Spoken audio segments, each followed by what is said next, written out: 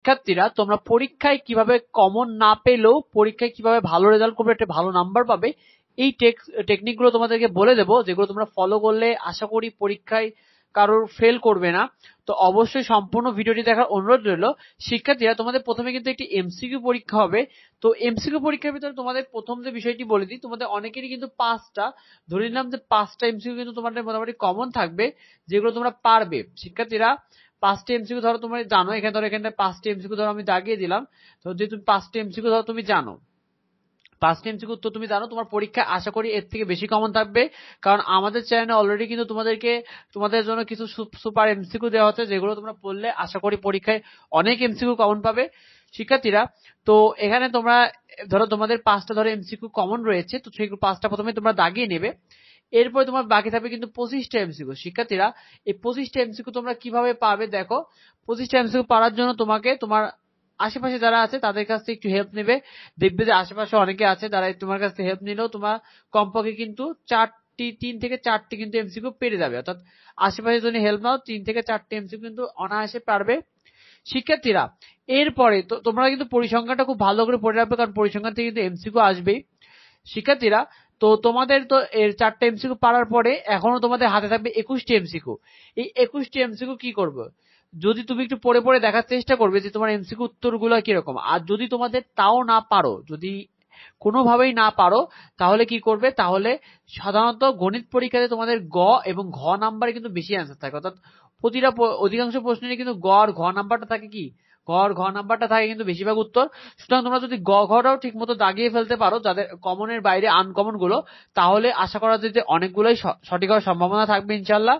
শিক্ষার্থীরা তো এমসিকিউ তো তোমরা এভাবে পড়লেই আশা করি যে মোটামুটি 15-16 নাম্বার অনায়াসে পাবে ভালো।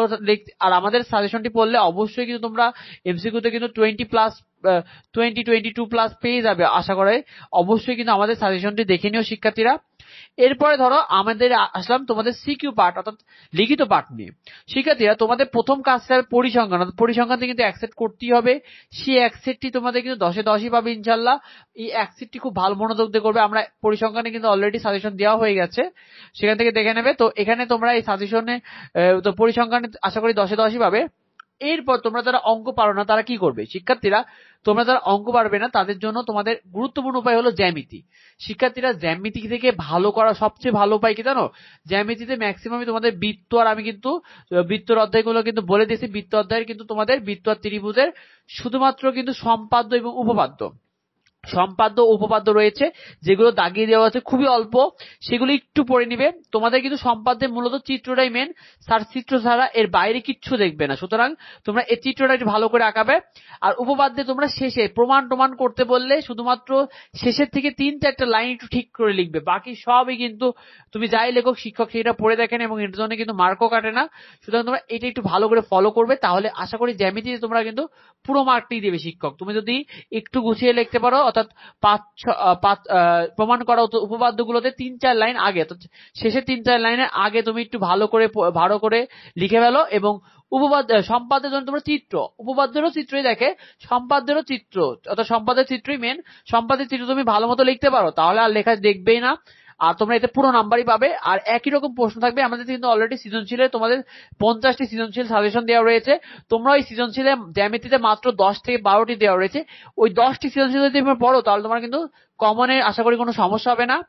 এছাড়াও তোমরা কিন্তু এই যে ত্রিকোণমিতিরও প্রমাণগুলো একটু, প্রমাণের এই যে এই প্রমাণ যেমন রয়েছে, এগুলোতে তোমরা জাস্ট শেষের দিকে 2-1টা লাইন লিখলেই কিন্তু তোমাদেরকে পুরো নাম্বার দিবে এইসব বীজগণিতে, যেগুলো তোমরা একটু একটু করে পড়লেই কিন্তু আশা করি কমন পাবে। আর এছাড়া কিন্তু আমাদের চ্যানেলে অলরেডি তোমাদেরকে দেওয়াই রয়েছে যে কিভাবে তোমরা কমন পেয়ে যাবে, এক রাতের ভিতরে কিভাবে শেষ করবে, এরকম যাবতীয় সাজেশন দেওয়া রয়েছে, সেখান থেকে কিন্তু দেখে রাখতে পারো শিক্ষার্থীরা।